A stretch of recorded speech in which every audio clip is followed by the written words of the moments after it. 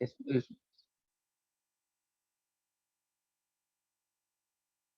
तो जो प्रश्न पूछा था कि पीडीएफ वाले में पेज 43 नई किताब में जो पैराग्राफ है सार्थक मानव परंपरा में परिवार सभा व्यवस्था से, तो उसमें ये पहली बात है कि सार्थक मानव परंपरा में परिवार सभा से विश्व परिवार सभा तक जा पाए, उसके बारे में संवाद कर पाए। ये पहली विधा है। दूसरी विधा ये है कि समाधान, समृद्धि, अभय, अस्तित्व के बारे में संवाद हो। और तीसरी विधा ये है कि समझदारी, ईमानदारी, भागीदारी के बारे में संवाद हो पाए, इसमें मानव की परस्परता में पूरकता हो पाए। तो ये 3 विधा की बात की। ठीक है, और वस्तु की बात की है, उसमें दोनों तरह की वस्तु की बात है, दोनों परिभाषाएँ देते हैं बाबा जी। एक देते हैं कि जो आकार, आयतन, घन के साथ जो एक इकाई है, जो अपने में पूर्ण है और समग्रता में भागीदार है, वो वस्तु है। तो वहाँ पदार्थावस्था की जो-जो वस्तुएँ हैं, प्राण अवस्था की जो-जो वस्तुएँ हैं, जीव अवस्था की जो वस्तुएँ हैं और मानव है, इन सबको वस्तु कहा कि जो एक इकाई के रूप में है, जिसका आकार, आयतन, घन है और जो व्यवस्था में भागीदार है, जो अपने में पूर्ण है, स्वयं में व्यवस्था है, समग्र व्यवस्था में भागीदार है। दूसरा, जब इन बातों को भी वस्तु कहते हैं कि व्यवस्था भी एक वस्तु है, सह-अस्तित्व भी एक वस्तु है, तो इनका कोई आकार, आयतन, घन नहीं है। लेकिन इनको भी वस्तु कहते हैं, तो किस परिभाषा के आधार पर वस्तु कहते हैं? तो जो वास्तविकता है, उसको व्यक्त करता है, वो वस्तु है। तो व्यवस्था एक वास्तविकता है। वैसे सह-अस्तित्व है, वो भी एक वास्तविकता है। तो वो वस्तु है। जब उसको अध्ययन के रूप में देखते हैं ना, कि अध्ययन किसका करना है? तो सह-अस्तित्व को समझना है, उसका अध्ययन करना है। तो सह-अस्तित्व को वहाँ वस्तु कहते हैं। वो वस्तु कैसे है, तो हम उसको फिजिकल वस्तु के रूप में देखने का प्रयास करेंगे या उससे कंपेयर करेंगे तो थोड़ा कन्फ्यूजन होगा। ये दोनों अलग-अलग तरह से प्रयोग किया है शब्द वस्तु का। तो उसमें इतना ध्यान रखेंगे तो ये क्लियर होगा कि जब समझने के अर्थ में समझने का ऑब्जेक्ट क्या है, उस अर्थ में कहा कि ये वस्तु है, चूँकि वो है, वो वास्तविकता है। ठीक है भैया, ये हम दोनों ने जो कहा उससे को कितनी स्पष्टता हो पाई? बहुत बढ़िया भैया। तो मुझे आई थिंक समझ में आ गया है। तो मैं अगर ये इसको ऐसा समझूं तो आई थिंक वस्तु की जो परिभाषा है आप एक बार फिर से बता देंगे, क्योंकि जी, उस टाइम पे मुझे लगता है कि मेरा इंटरनेट का कुछ 30 सेकंड के हाँ, लिए कुछ हाँ, समझ में हाँ। नहीं आया, सुनाई नहीं दिया था। तो जब पदार्थावस्था, प्राणावस्था, जीव अवस्था, ज्ञान अवस्था, इन इकाइयों की वस्तुओं को देखते हैं। जब प्रकृति का अध्ययन करते हैं या प्रकृति में जो इकाइयाँ हैं उसका अध्ययन करते हैं, तब वस्तु किसको कहते हैं? तो जब आकार, आयतन, घन सहित जो इकाई है, वो वस्तु है। थोड़ा उसको और अच्छे से कहें तो जो आकार, आयतन, घन सहित जो एक इकाई है, जो अपने में व्यवस्था है, समग्र व्यवस्था में भागीदार है, वो वस्तु है, जिसका अध्ययन होना है। और जब पूरी व्यवस्था को समझने जाते हैं, जब सह-अस्तित्व को समझते हैं, जब न्याय, धर्म, सत्य को समझते हैं, तो वो हमें कहाँ से ला देना है ऐसा नहीं है, वो अस्तित्व में है, उसका एक स्वरूप बना हुआ है, उसी का अध्ययन करना है।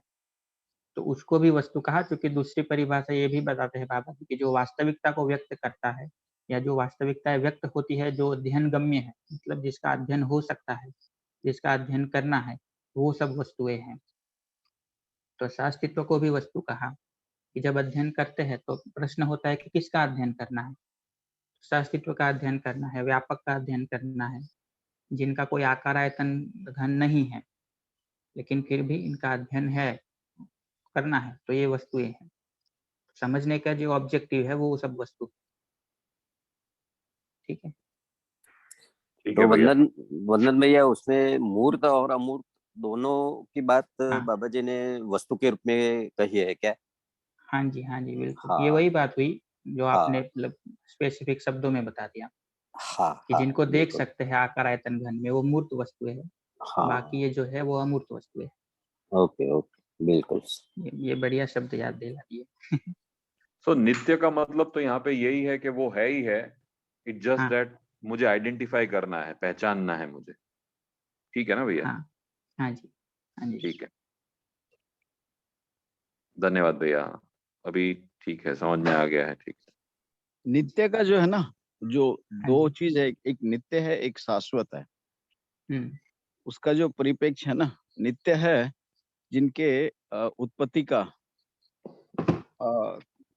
है ना, मतलब एक उत्पत्ति सिद्धांत है, एक है वो जो है, जो हरदम है, दूसरा है और वो है और एज इट इज है, वो नित्य हो गया, जो जैसे हाँ जी। व्यापक है वो, और जो निरंतर है पर वो बदलते हुए स्वरूप में है, शाश्वत है।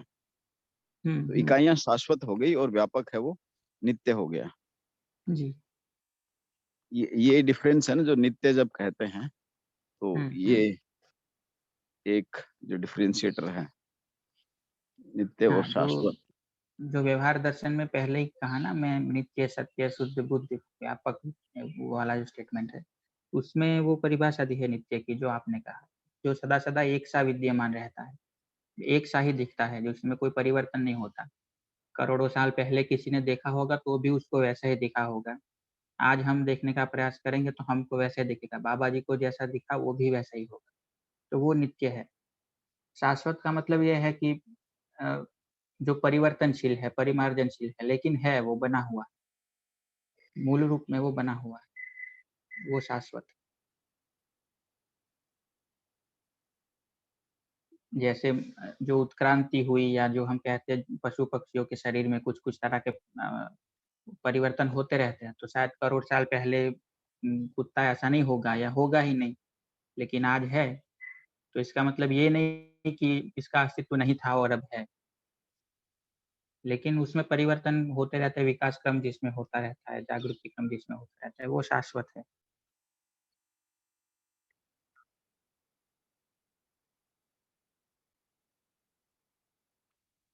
शाश्वत भी अर्थ तो यही होता है कि जो सदा सदा से है, लेकिन उसमें हर वक्त एक सा ही विद्यमान होगा ऐसा नहीं होता।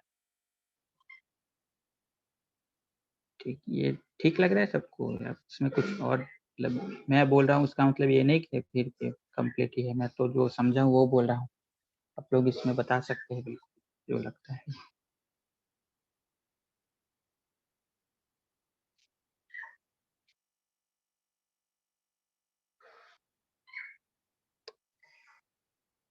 अच्छा, आज योगेश भाई भी जुड़ गए हैं अपने साथ। नमस्ते जी।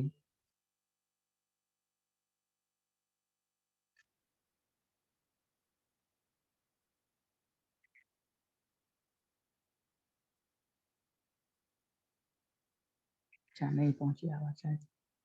ठीक है, तो आगे इसमें जो कोई और बताना चाहे, दूसरे तीसरे अध्याय में, पहले अध्याय में जो कोई अच्छी बात समझ में आई हो, कोई प्रश्न बना हो, तो उस पर चर्चा हो सकती है।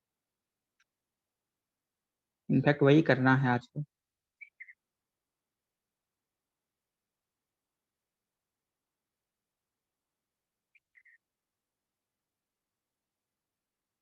हाँ, सुनीला अग्रवाल जी तक अब आवाज जा रही है? एक एक ये वंदन भाई, इसको हाँ जी। ये जो सार्थक जो मूल बिंदु लिया है, इसको अभ्यास के रूप में हम कैसे देखते हैं? अच्छा, ये जो 3 बातें बताई वो? हाँ हाँ, तो ये, और मतलब कुल मिला के है ना, अपने को वस्तु पकड़नी है और अभ्यास पकड़ना है। हाँ। तो उसको भी लोग थोड़ा कल्पना में फैला सकते हैं, मतलब अभी अभ्यास नहीं सोचा है तो मतलब कैसे हम सार्थकता है वो निरंतर बनी रहे, या कब हम है ना असार्थक हो जाते हैं। जैसे ये जो इसके अंदर में जो तीनों जो आ, क्या बोलते हैं, हाँ, संवाद को सार्थक करने की 3 विधि कही तो हो सकता हाँ, है। 3 विधि, इसको थोड़ा सा और थोड़ा फैलाओ। क्योंकि यहाँ से है ना कि निरंतर कैसे हम सार्थक रह सकते हैं, कब असार्थक हो जाते हैं, या कब हम है ना प्राथमिकता असार्थकता में चली जाती है। इसको थोड़ा लिया जाए, मेरे को लगता है कि बहुत महत्वपूर्ण है। भैया मेरे को ये थोड़ा डाउट था, जो नित्य आवाज आ रही है भैया? हाँ भैया, हाँ। ये नित्य और शाश्वत का जो अंतर बताया है, तो जो परिभाषा है उसमें तो शाश्वत का अर्थ सदा सदा है और नित्य का अर्थ भी सदा सदा एक सा रहने वाला। तो इससे ये अर्थ निकाला जाए कि शाश्वत का अर्थ सदा सदा परिवर्तित होने वाला। ये थोड़ा मुझे थोड़ा लॉजिकल समझ में नहीं आ रहा है। इसमें भैया ये है कि आपको ब्रह्म डिफरेंशिएट सत्य करना जगत पड़ेगा। शाश्वत, हाँ, ब्रह्म सत्य जगत शाश्वत है ना। तो शाश्वत का जी। जो भाव मुझे यहाँ लगता है वो ये है कि जिसका ना उत्पत्ति है ना उसका अंत है। और रूप परिवर्तन को एम्फेसिस नहीं दिया है इसमें कि भाई उसका रूप बदलना ही है या इस तरह से। मुझे लगता है कि अर्थ जो है उसका इस रूप में लिया जा सकता है। तो अजय भैया आप थोड़ा क्लैरिटी करेंगे इसमें?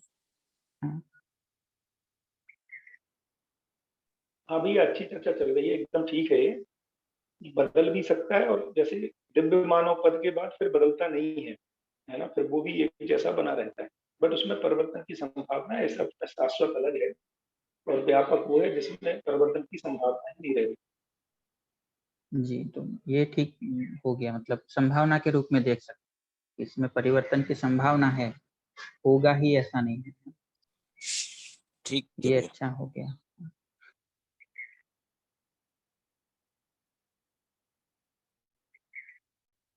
बाकी जनरल हिंदी में तो दोनों को एक ही बताते हैं, शाश्वत को और नित्य को, बट इसमें नहीं जाते हम लोग।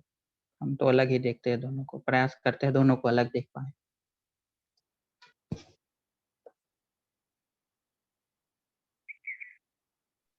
हेलो। तो हाँ जी, नमस्ते। नमस्ते। अच्छा, शाश्वत को कैसे बताया? मैं एक दूसरा काम लेके बैठा हूँ, लेकिन मैंने जो है ये सोचा था कि शाश्वत जो है उसकी आगे परिवर्तित होने की संभावना है। मतलब क्या, वो कैसे? आगे परिवर्तित होने की संभावना नहीं, लेकिन जितना भी अभी तक का भी देखे और आगे जितना जितना हम कल्पना में ला पाए, उसमें उसके रूप में, उसके गुण में कोई परिवर्तन होने की संभावनाएं है। संभावना है या अवश्यंभावी है? ये संभावना होना आवश्यक नहीं है। हाँ, है ना?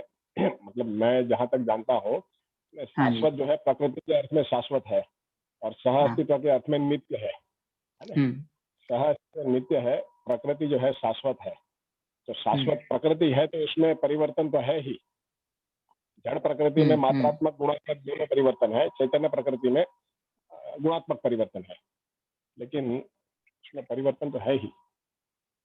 चैतन्य प्रकृति में हो सकता है कि आचरण पूर्णता के बाद शायद जो है वहां गुणात्मक परिवर्तन भी बंद हो जाता है और मात्रात्मक परिवर्तन तो है ही नहीं। इसमें भैया ये भी है कि शाश्वत सत्य जो है उसका परिभाषा संहिता में दिया है सह अस्तित्व। शाश्वत का अर्थ है सदा सदा और शाश्वत सत्य उसका अर्थ है सह अस्तित्व। जी, तो मुझे हाँ जी, हाँ जी, हाँ जी, नहीं बताइए। भाई, हाँ वंदन भाई कुछ कह रहे हैं आप ही बताइए। हाँ, तो मैं थोड़ा इसको इस तरह से देखने का प्रयास कर रहा था कि बिल्कुल परमाणु के लेवल पे जाके देखिए या परमाणु अंश के स्तर पर जाकर देखिए, तो हर एक परमाणु है वो व्यापक सत्ता में डूबा भीगा घिरा है ही। ये सदा-सदा रहेगा, इसमें कोई बदलाव होने की कोई गुंजाइश नहीं है, ठीक है? तो ये नित्य है, ये हमेशा था, आज भी है, हमेशा रहेगा।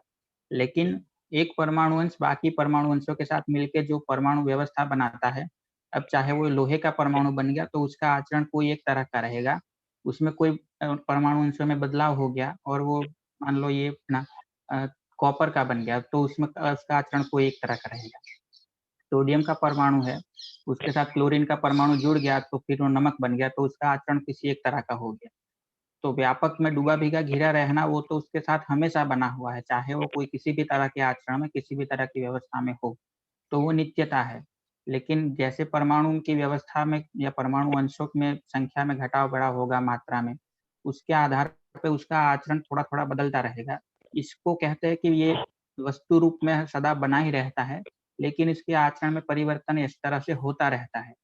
तो हम एक-एक वस्तु के रूप में देखेंगे ना कि भई ये नीम का पेड़ तो पहले भी था, आज भी है, क्या परिवर्तन हो गया? तो शायद प्रश्न हो सकता है। लेकिन बिल्कुल तात्विक रूप से देखने का प्रयास करेंगे, तो भई ये वही परमाणु है जो करोड़ साल पहले था, ऐसा तो नहीं है। शायद उसको तो पत्ती के रूप में बन के गिर भी गया हो, ज़मीन में चला गया हो, कोई और आचरण करने लगा हो। तो लेकिन परमाणु बना हुआ है, उसका व्यापक में संपृक्त होना बना हुआ है, तो वो नित्य है, लेकिन उसका आचरण, उसकी भागीदारी किस रूप में होती रहेगी, वो शाश्वत है। वो होगा किसी ना किसी रूप में, लेकिन उसमें परिवर्तन होगा, सदा सदा एक सा नहीं होगा। ऐसा मुझे ये सोचते सोचते ही पकड़ में आया। ये ठीक है कि नहीं, ये बता सकते हैं आप? हाँ जी। नहीं, शाश्वत तो तीनों हो गए, श्रम भी, गति भी, परिणाम, क्योंकि गति भी एक ही तरह की होगी, एक नहीं कह सकते ना। नहीं, वो व्यवस्था के अर्थ में। हाँ हाँ, व्यवस्था के अर्थ में जो होना चाहिए वैसा ही होगा, लेकिन श्रम गति परिणाम शाश्वत है। और व्यापक और प्रकृति का साथ साथ होना है ना, व्यापक भी होना, प्रकृति भी होना, वो नित्य है। नहीं, वो नित्य है। साथ साथ होने से जो श्रम गति परिणाम है वो शाश्वत है। जी जी। और उसमें फिर जड़ संसार जो है वो मरण धर्म है। हाँ, वो फिर अवस्था के अनुसार जो कैटेगराइज किया है में अलग अलग होता रहेगा। चैतन्य संसार जो है वो शाश्वत है, उसको इस रूप में भी देख सकते। सुख धर्मी है।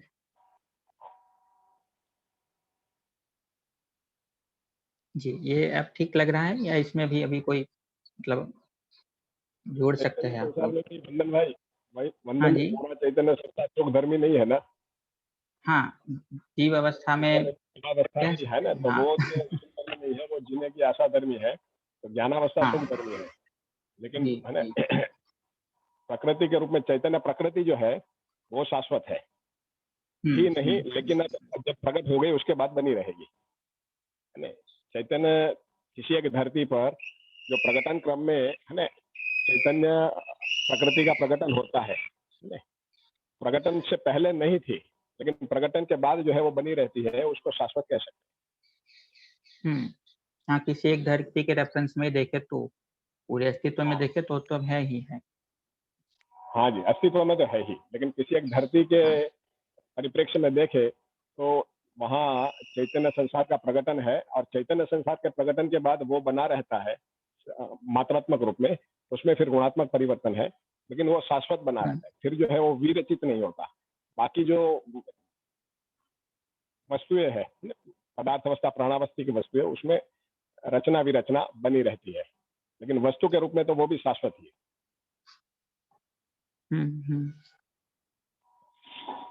बराबर, यही तो है, जो शाश्वत है वो बदलाव की संभावना के साथ में है। हाँ, वही बात हुई है, बट बस थोड़ा इतना अलग ही इंटरप्रिटेशन हुआ। वो चैतन्य बन गया, अभी उनमें गुणात्मक परिवर्तन होगा और फिर पूर्णता के बाद में उनकी निरंतरता रहती है। किंतु वो जो मूल इकाई है वो तो शाश्वती है ना, क्योंकि वो अंशों से है ना अलग अलग मॉलिक्यूल्स बने और फिर गठन पूर्ण हुआ।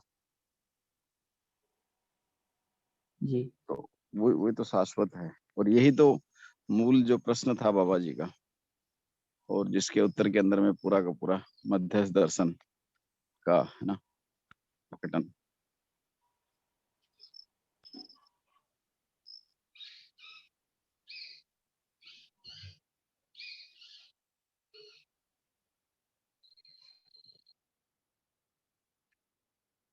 जी, तो जो प्रश्न पूछा था अमित चाचा जी ने, वो तो मैं उस पर भी चर्चा करते हैं हम लोग, वरना फिर वो एक ही लोग की प्रस्तुति जैसा हो जाएगा।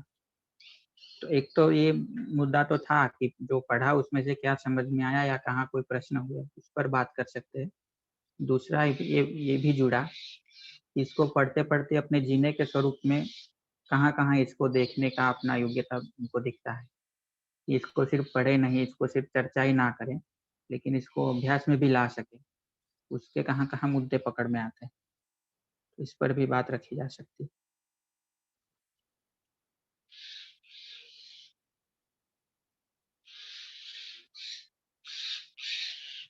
तो दशरथ भैया जी, चेतना दीदी जी, जो कोई इस पर बताना चाहे।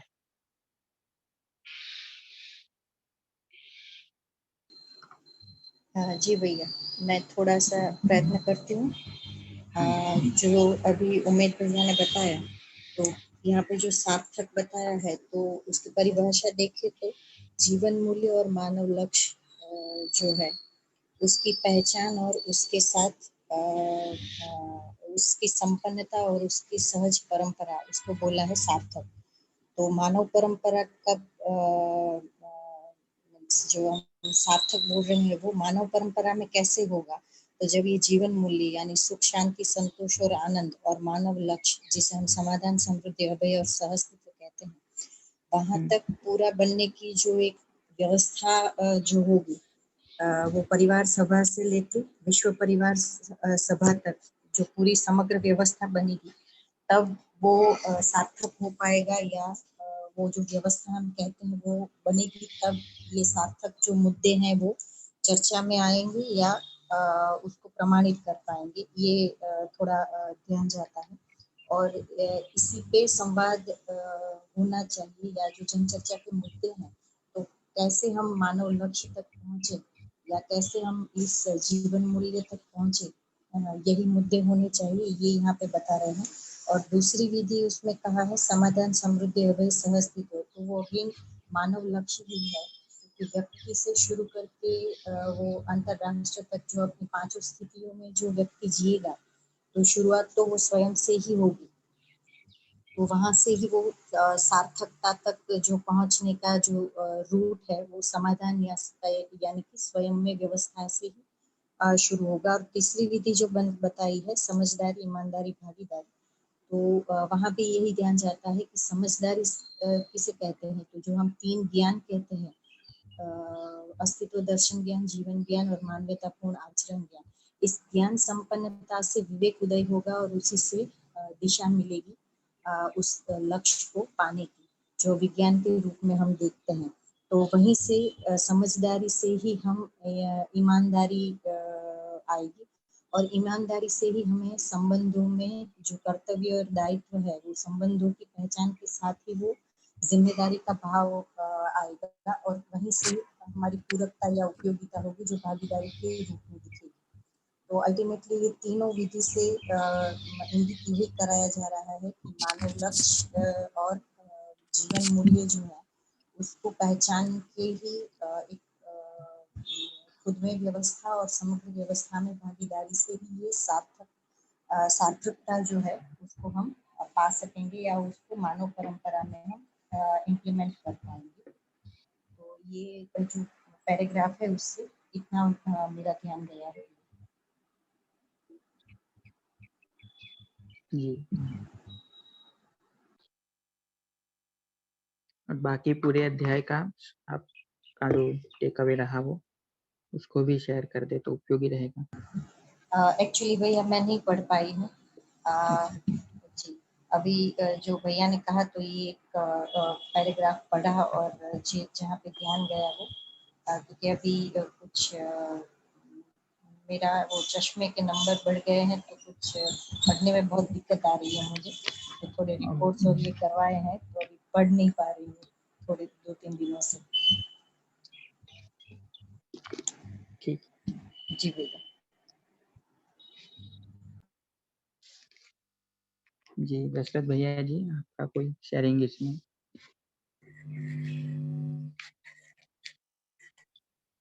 हाँ भैया, मैंने इसका जो 3 चैप्टर तो पूरा किया है, लेकिन अभी मैं इतना इसको समिंग अप करने की स्थिति में नहीं हूँ। मेरे को भी ये पढ़ने के टाइम पे मालूम पड़ता है कि ये पढ़ते हैं तो उसका, लेकिन उसको पूरा फिर ये करने में थोड़ी दिक्कत आ रही है।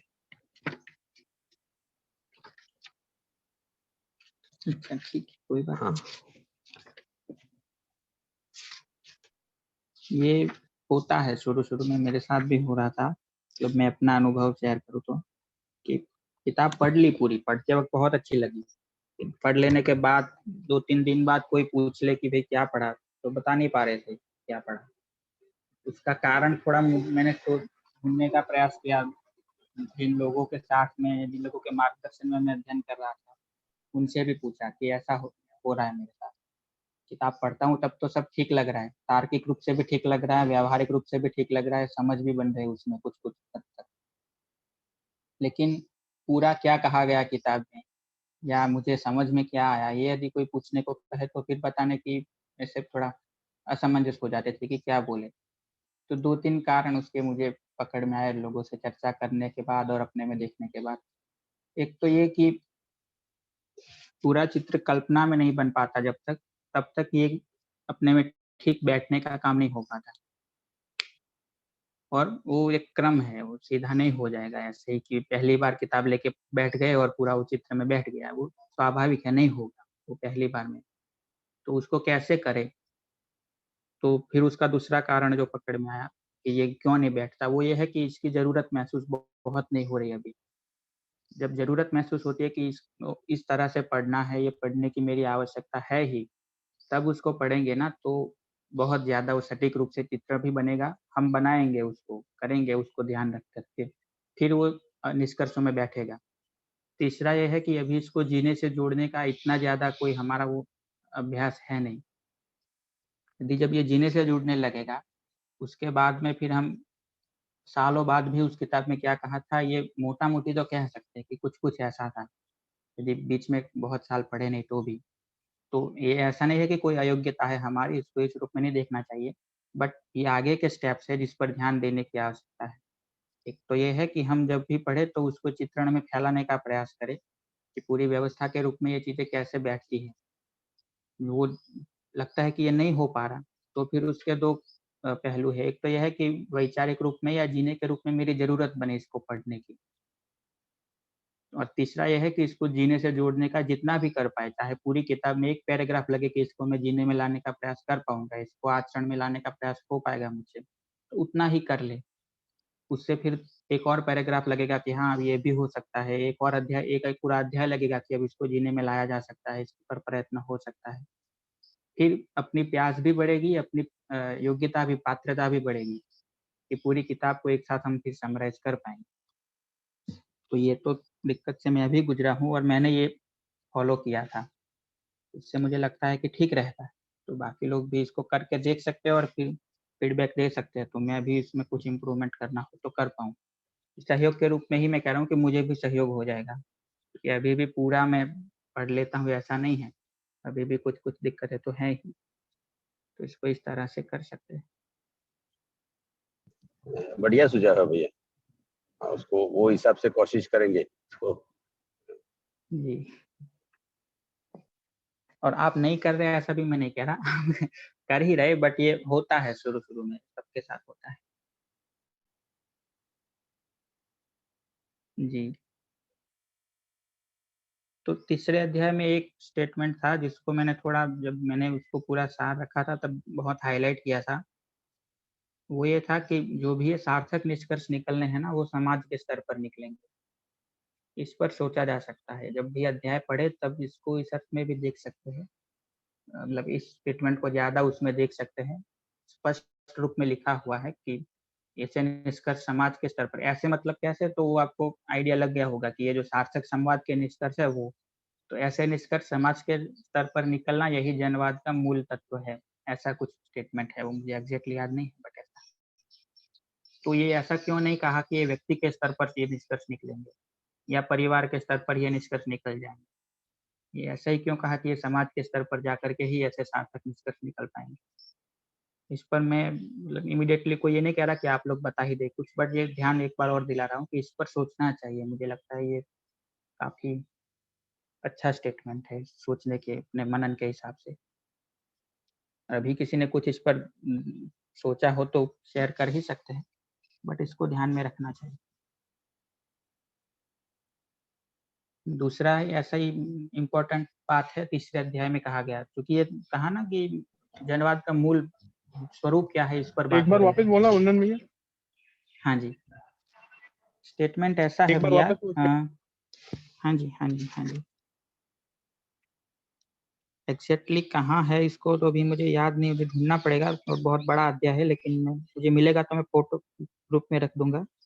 लेकिन स्टेटमेंट ऐसा है कि जो इस तरह के सार्थक संवादों के निष्कर्ष है, जो आगे 3 तरह की विधा बताई संवाद को सार्थक करने की, तो जो समाधान के अर्थ में निष्कर्ष निकलेंगे, व्यवस्था के अर्थ में जो निष्कर्ष निकलेंगे जन संवाद में, तो वो समाज के स्तर पर निकलेंगे और यही जनवाद का मूल तत्व है। तो जो सोचने वाली बात ठीक बात इसमें है। है, लाइन इस तरह से है कि जो मैंने हाँ, ढूंढा हाँ, इसमें, तो इसी आधार पर मानव परिवार से अखंड समाज तक समाधान सूत्र को फैला पाते हैं। यही व्यवहारात्मक जनवाद का प्राण तत्व है। जी, ये वो एक तो लाइन होगा ही भैया, ऐसे तो बहुत सारे स्टेटमेंट है, बट ये तो मैंने वही से लिया हुआ है, मतलब पूरा यही है, वो मिलेगा अच्छा, आपको कहीं, है ही उसमें अध्याय में। बट ये आपने जो कहा वो भी इसी अर्थ में है, तो बाबा जी बार-बार ये ध्यान दिला रहे हैं कि ये व्यक्ति के स्तर पर नहीं होगा, सिर्फ परिवार के स्तर पर भी नहीं होगा। तो इस पर सोच सकते हैं, उस पर पूरे जनवाद को इस रूप में भी देख सकते हैं कि ऐसा क्यों कहा। दूसरा एक है जो बहुत ही इम्पोर्टेंट लगा मुझे, उस पर भी ध्यान दिला देता हूँ, फिर दोनों पर चर्चा साथ-साथ हो पाएगी। वो यह है कि मानव समाज में संबंधों की पहचान होना और मूल्यों का निर्वाह होना ही जनवाद का प्राण तत्व है। फिर से बोलता हूँ, मानव समाज में संबंधों की पहचान होना और मूल्यों का निर्वाह होना ही जनवाद का प्राण तत्व है। तो कोई बात हो जाना, सह-अस्तित्व की बातें होना, व्यवस्था की बातें होना, चर्चा होना, इसको तो कहीं पर नहीं कहा कि यह जनवाद का प्राण तत्व है। मूल रूप में जो कहा वो तो यही कहा कि मानव समाज में संबंधों की पहचान होना और मूल्यों का निर्वाह होना ही जनवाद का प्राण तत्व है। तो इन दोनों पर मतलब मनन हो सकता है काफ़ी, ज़रूरी नहीं है कि इमीडिएटली कोई निष्कर्ष निकल ही जाए हमारे, बट इन दोनों को ध्यान में रख सकते हैं। जी, बाकी और मैं सब हाँ, वंदन भैया, हाँ जी। आप जो अभी बता रहे हैं उसको थोड़ा मैं ऐसे कनेक्ट कर रही हूँ, तो क्या ठीक है आप बताइएगा। जैसे अभी आपने बताया कि ये जो जनवाद है वो समाज को हम सेंटर में रख के उसको सोचें। तो जैसे मानव व्यवहार दर्शन का चौथा अध्याय है मानव सहज प्रयोजन, उसको जब पढ़ते हैं तो वहाँ पे बाबा जी ने बताया है कि अकेले में कोई कार्यक्रम है ही नहीं। तो वहाँ पे हुँ, सामाजिकता को बहुत बढ़िया तरीके से बताया है कि संबंध और संपर्क में निहित जो मूल्य है उसका निर्वाह, उसको सामाजिकता कहा है। तो मानव का जो प्रयोजन है, जैसे बाकी 3 अवस्थाओं का है वैसे मानव का भी कोई प्रयोजन है, इसलिए वो यहाँ पे अस्तित्व में है। तो वो जो प्रयोजन है उसको सार्थक करने के इसमें ये जो जनवाद है या जो जन चर्चा है वो उसको सामाजिकता निर्वाह करने के लिए ही वो सपोर्ट करेगा। ऐसा मैं उसको जोड़ पाई हूँ। तो जो सामाजिकता निर्वाह होगी वो ये जनवाद से ही सार्थकता की ओर चलेगी और वहीं से वो मानव सहज प्रयोजन है वो पूरा होगा। उसको मैं ऐसे कनेक्ट कर रही हूँ। तो ये ठीक है भैया? जी, जी, बिल्कुल। जी, अजय भैया भी कुछ बताना चाहते हैं। हाँ भैया, मुझे इसमें ऐसा लगता है जो 2 बिंदु हुँ, नंदन भाई ने उठाए, देखिए निष्कर्ष तो व्यक्ति में ही निकलते हैं, हुँ, हुँ, लेकिन जनवाद सार्थक कब होगा जब ये समाज में निकल आए। उससे पहले सार्थकता नहीं है, क्योंकि बहुत सारे दबाव बने रहते हैं। तो ऐसा नहीं होगा कि समाज में निष्कर्ष निकलेगा फिर हम में निकले, मतलब समाज के थ्रू भी हाँ, कुछ उन हाँ, लोगों में हाँ, नई जनरेशन में निकलेगा, लेकिन समाज अपने आप में व्यक्ति और परिवारों का समूह है। तो जैसे जी, अभी क्या हो रहा है कि सुविधा संख्या का निष्कर्ष निकला हुआ है समाज में, हुँ, है ना? तो व्यक्ति में ये निष्कर्ष निकल आता है कि समाधान समृद्धि के साथ जीना है, तो उस पूरा सफल नहीं हो पाता है व्यक्ति या परिवार। इस अर्थ में जब ये मुझे भी ऐसा लगेगा, दशरथ भाई को भी लगेगा, आपको भी लगेगा, कई परिवारों को लगेगा, गाँवों को लगेगा, तो जनवाद की सार्थकता है। बट इसका ये मतलब नहीं है कि व्यक्ति, क्योंकि क्रम तो वैसे ही होगा, जी, व्यक्ति, जी, जी, परिवार और उनका समूह ही समाज है। बट जो जनवाद लिखा है नागराज जी ने, बाबा ने, वो उसका उद्देश्य सिर्फ कुछ व्यक्तियों में निकला है, इससे सफलता नहीं है उसकी। हुँ, हुँ, जनवाद की सफलता तब है जब ये निष्कर्ष समाज में आ जाए, जनमानस में आ जाए। ऐसा मुझे लगता है, ऐसा ये कहने का बात करें। जी।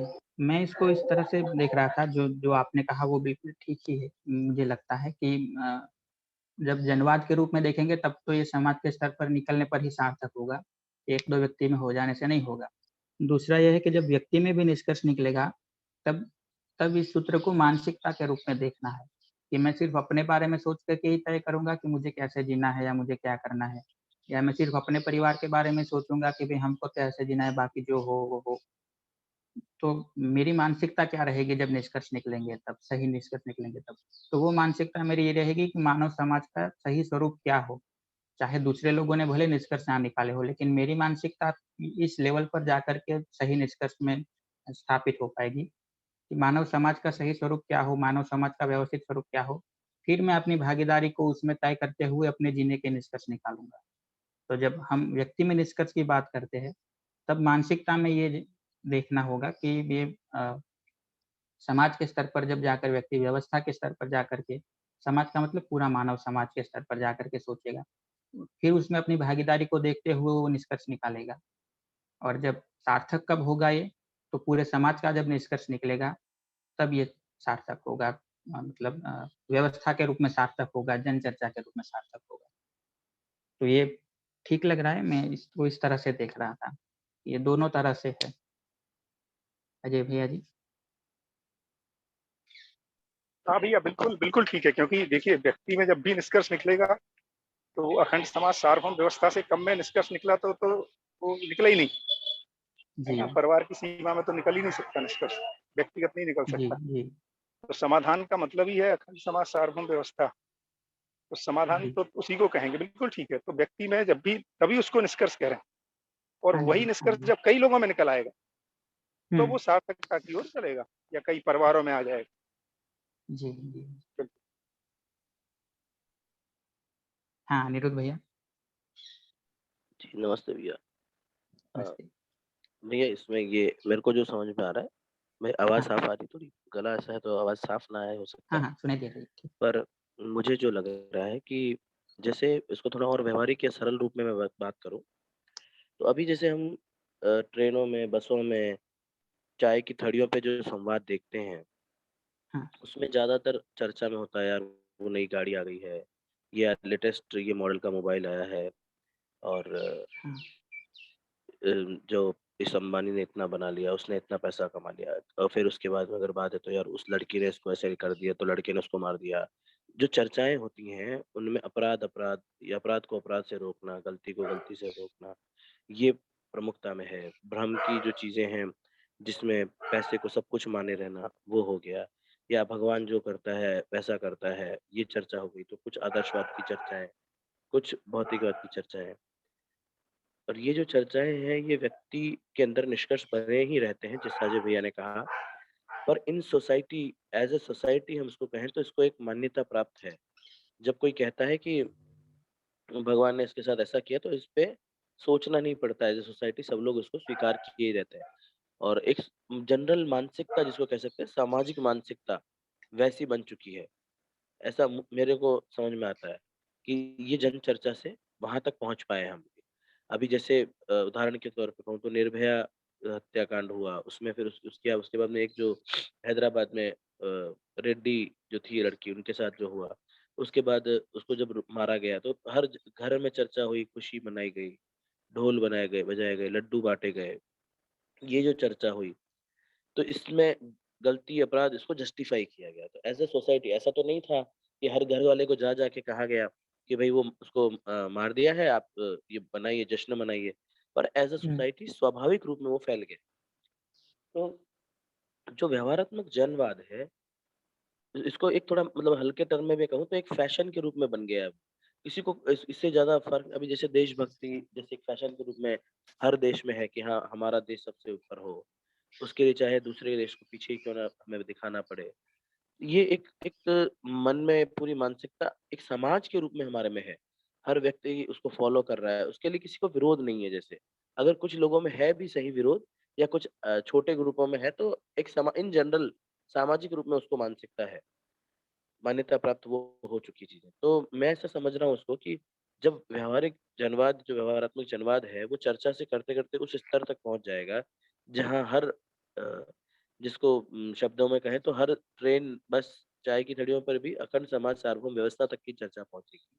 वहाँ से बात इस तरह से की जाएगी कि किस तरह से समाधान, समृद्धि, अभय, सह-अस्तित्व जो है वो हमारे मानव के लक्ष्य, मेरा गुणात्मक स्तर में मैं यहाँ तक पहुँच पाया हूँ, मेरी क्रोध पे मैंने ऐसे नियंत्रण हो गया है, मैं अभी इन मूल्यों पर विचार कर रहा हूँ। ये या जिसको हम कहते हैं, जैसे सबसे पहले कोई मिलता है, वंदन भाई मिले या मैं मिला, सबसे पहला पूछता हूँ, भैया आप क्या काम करते हो? इसकी जगह मैं आपसे ये पूछूं कि भैया आपके चेतना के स्तर में आप क्या विचार रखते हो, आजकल आप क्या सोच रहे हो? इस तरह की चर्चाएं हमारे समाज में आ जाए तो ये जनवाद की सार्थकता है। ये मेरे को ऐसा लगता है भैया, मैं इस तरह से इसको देख पाया। थैंक यू भैया। जी जी जी। तो ये जो पहली वाली बात थी कि ये समाज में कब सार्थक होगा, उसका ये आपने काफी अच्छा चित्रण फैला दिया व्यावहारिक रूप में। बढ़िया।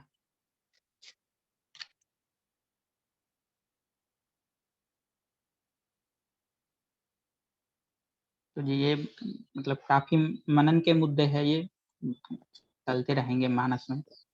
हाँ ये बढ़िया है, जैसे अमृत भाई जो कह रहे हैं इसको थोड़ा सा और भी पिन पॉइंटेड देखेंगे। हाँ। तो जैसे जो भी रेड्डी केस में हुआ है ना, या लोगों ने, या अभी नीरज ने है ना जेवलिन थ्रो में गोल्ड मेडल लिया। हाँ। गोल्ड मेडल पाया। तो मैं देख रहा था सूरत में भी वो कह रहे हैं जिनका नाम नीरज है आधार कार्ड दिखाओ तो 1 लीटर पेट्रोल फ्री, है ना। ये बात तो ठीक है, समाज ने नहीं कहा ऐसा, माने किसी शासन से नहीं आया, बट इसके रूट में देखेंगे तो व्यक्तियों में ही ये सूत्र समाया हुआ है। मतलब उनकी स्वीकृति, समाज क्या है कि कई व्यक्तियों का संयुक्त प्रकाशन है ना। जी। तो किसी गलती को बड़ी गलती से रोक देने की स्वीकृति है। कोई ये नहीं सोचा कि इस रेड्डी ने या निर्भया कांड के लोगों ने जो किया या जिसने किया यंग बच्चों ने, है ना, इनमें समाज का अभाव क्यों रह गया, क्या शिक्षा में कमी रह गई, है ना, क्या हमारे हम संस्कार नहीं दे पाए, क्या सुधार क्या होना चाहिए, फांसी ही सुधार है या कुछ और हो सकता है। इस पे जन चर्चा नहीं हो रही, क्योंकि जन व्यक्तियों में आज भी ये स्वीकृत है कि यदि छोटी गलती को बड़ी गलती से रोक दिया जाए तो इसकी स्वीकृतियां हैं, सुधार की स्वीकृतियां नहीं है। तो और रूट में देखेंगे तो हमारी व्यक्तियों में ही मानसिकता जो है वो गलती को गलती से रोकने की सहमतियां हैं, अपराध को अपराध से रोकने की, और इसीलिए जश्न मनाते हैं या एक दूसरे से आगे निकल जाने की है। जैसे भारत ने गोल्ड ले लिया है ना, तो हम आगे निकल गए किसी से। तो ये जो कंपटीशन की ये स्वीकृतियां बनी हुई हैं, क्योंकि अमानवीयता में यही स्वीकृतियां रहती हैं। और या यूं कहें कि जागृति क्रम में इन्हीं का बढ़ेगा, क्योंकि एक तरफ हमने ये भी देखा कि एथलीट्स में किसी व्यक्ति ने, है ना, जब वो कौन सा था मैं भूल गया, इसी साल का है, कि वो दौड़ नहीं पाया, हाई जंप का था या क्या था, इंजर हो गया है, तो दूसरे ने कहा कि मैं भी नहीं जंप करूंगा तो दोनों को मिल जाएगा ना गोल्ड मेडल। कहा गया यस, तो ही ऑल्सो विड्रू, है ना। तो ऐसा भी, बट ये बहुत कम घटती, ऐसी स्वीकृतियां कम लोगों में है, तो ऐसा देखने को मिल रहा है। तो मतलब कुल मिला के व्यक्ति परिवार जब ऐसी स्वीकृतियां समाधान की, समृद्धि की, है ना, साथ साथ जीने की, एक दूसरे का सहयोग करने की, है ना, इसमें तृप्ति होगी। ये वाली स्वीकृतियां जब जन मानस में आएंगी तो ही वो जन संवाद में आएंगी, ऐसा लगता है। जी भैया मेरी बात पूरी। मतलब यही बात समझ में आती है कि दोनों को ध्यान में रख के चलना होगा। सिर्फ ऐसा नहीं है कि जब समाज सुधरेगा तभी व्यक्ति सुधरेगा, और ऐसा भी नहीं है कि व्यक्ति के सुधर जाने से समाज सुधर जाएगा। तो ये जो सूत्र है कि ये निष्कर्ष समाज के स्तर पर निकलेंगे, जो पहले भी अजय भैया ने ध्यान दिलाया कि ये दोनों स्तर पर होता है। मतलब समाज में भी निष्कर्ष बनेंगे सार्थक, तब ये पूरे अर्थ में सार्थक होगा, ये देख सकते हैं। और व्यक्ति में जब सही निष्कर्ष निकलेंगे तो वो अखंड समाज सार्वभौम व्यवस्था के अर्थ में निकले। तो इसी को बाबा जी ने कहा कि व्यक्तियों की मानसिकता का जो संयुक्त स्वरूप है वही सामाजिकता है। समाज में भी जो कुछ हो रहा है उसको ठीक से देखे तो एक व्यक्ति की मानसिकता का वो संकलन ही है। और आने वाली पीढ़ी में ये कैसे जाएगा, तो समाज की जो मानसिकता है अभी, जो सामाजिकता है, उसका प्रभाव आने वाली पीढ़ी पर होता है।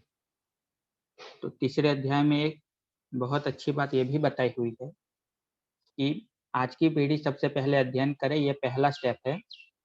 फिर बच्चों में, किशोरों में, युवाओं में इस सही को समझने की जो चाहत है, न्यायपूर्वक जीने की जो उनकी चाहत है, उसकी पहचान हो। और तीसरा स्टेप ये है कि नई पीढ़ी विवाह योग्य होते होते तक, मतलब उसको जनरली कहे तो एक जिम्मेदार व्यक्ति के रूप में, एक स्वायत्त मानव के रूप में स्थापित होते होते तक उनमें मानवतापूर्ण आचरण का बोध, न्याय का बोध हो जाए। तो ये पूरे संवाद की सार्थकता है कि इसको परंपरा के रूप में भी देखें, ना कि सिर्फ आज की पीढ़ी के अर्थ में।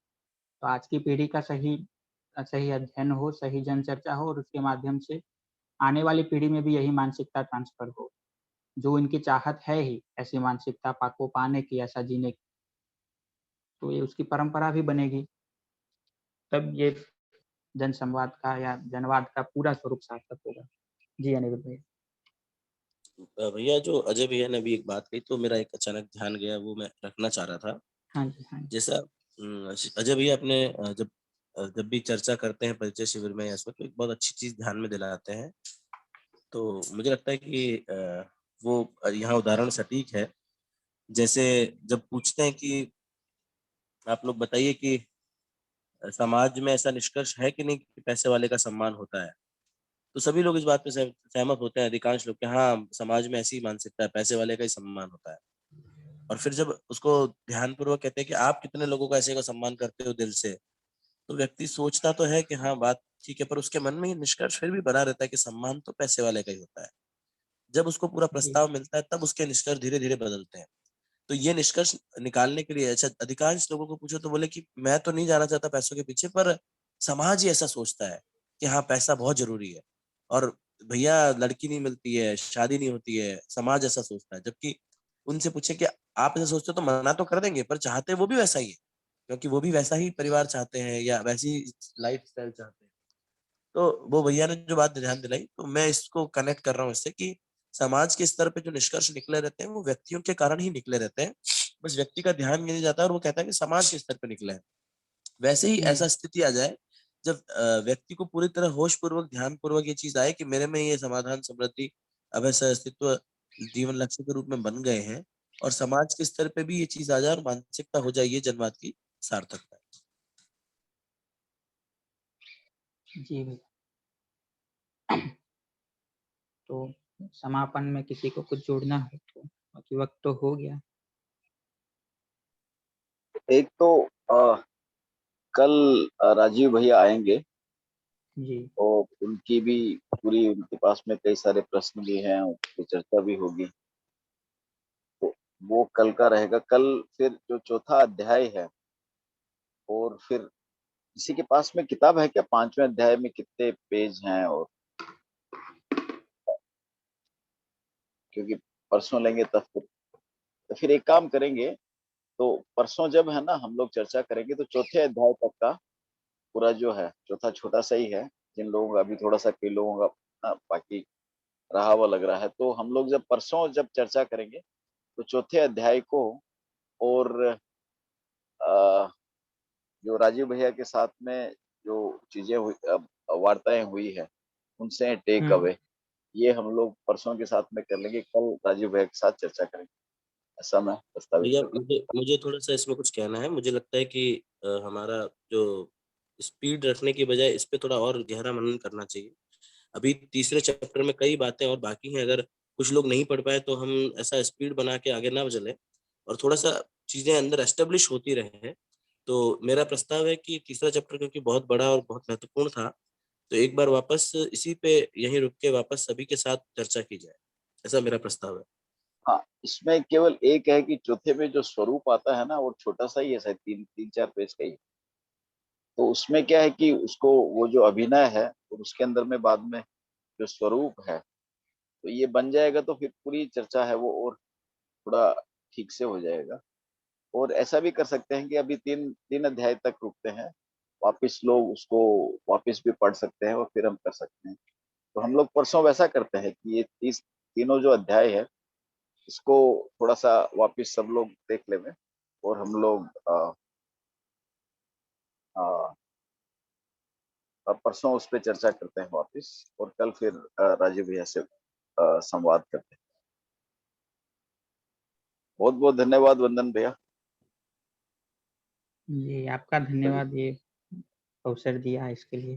ठीक है मित्रों। और एक है ना, कल जो अपने ये राजस्थान गुजरात को, जैसा सुबह से बात हो, हम एक ही मान रहे हैं, और उसकी एक बैठक है वो फ्राइडे, शुक्रवार को 8:30 से 9:30 रखी है। कल है ना, विनू भाई वगैरह कई लोग नहीं थे, वालूकड़ वगैरह या जो आगे के जब तीनों भाई का जो ट्रिप है, और राजस्थान वाले भी इनको जोड़ के या अपनी गतिविधियों के साथ में, तो हम लोग शुक्रवार को वापस मिल रहे हैं, परसों यानी कि कल 8:30 से 9:30 रात को।